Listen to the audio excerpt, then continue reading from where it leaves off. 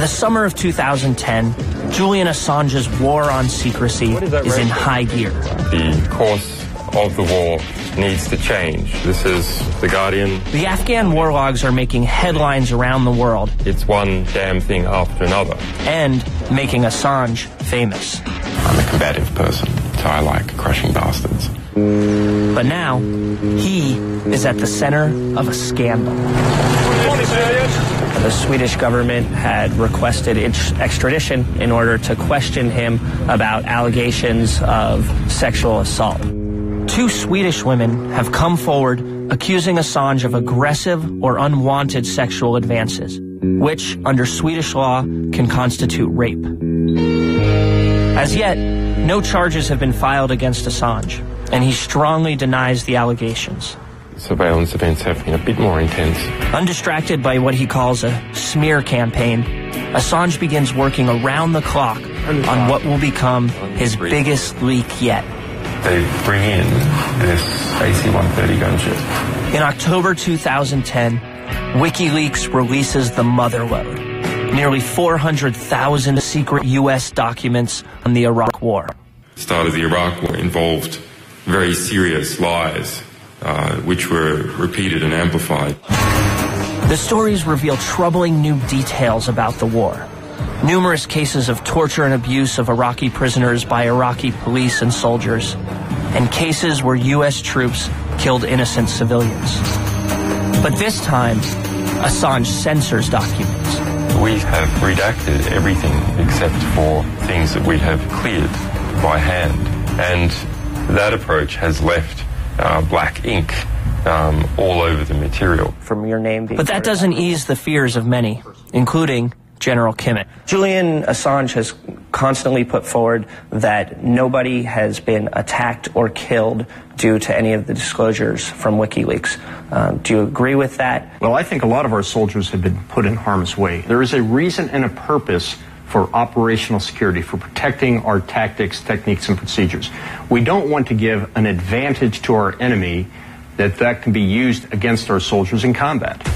And the steady leak of U.S. secrets doesn't end there. 1 month later, WikiLeaks publishes diplomatic cables. The U.S. government fires back. Secretary Clinton, who only months before had championed internet freedom, is now on the warpath. We are taking aggressive steps to hold responsible those who stole this information. So what has been the government's counterattack to WikiLeaks?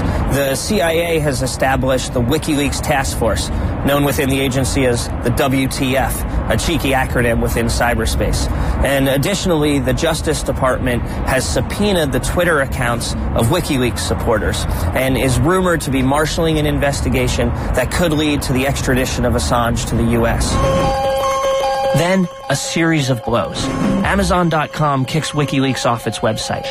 PayPal bars donations. And Sweden issues an arrest warrant.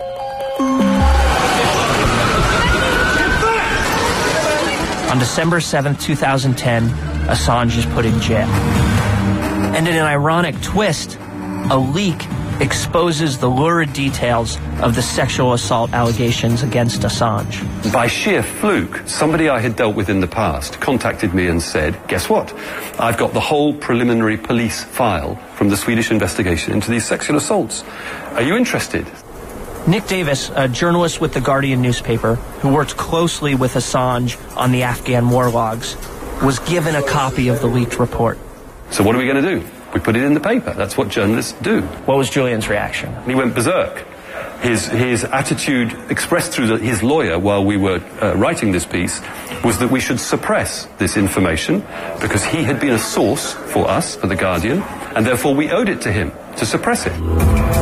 CNN made several requests for another interview with Assange, but got no response. Assange's attorney tells CNN that he asked for a delay in publication because Assange was in prison. But The Guardian maintains Assange was given several days to respond. In rhetoric, Assange is a proponent of transparency, but he doesn't seem to walk that walk. Is that true? Yeah, that's true, certainly. Efficiently. Daniel Domscheit-Berg, then a WikiLeaks insider, says Assange kept him and others in the dark. He just said it's not your business, and next question. And that is one of the major reasons why I and a few others actually left the project, because that's a contradiction. So this is an example. Leak after leak, Assange's platform grows, but his relationships are fraying. Domscheit Berg and others leave WikiLeaks. You can see a pattern. He alienates most of the reporters and editors he works with. He alienates most of the people who are working for WikiLeaks.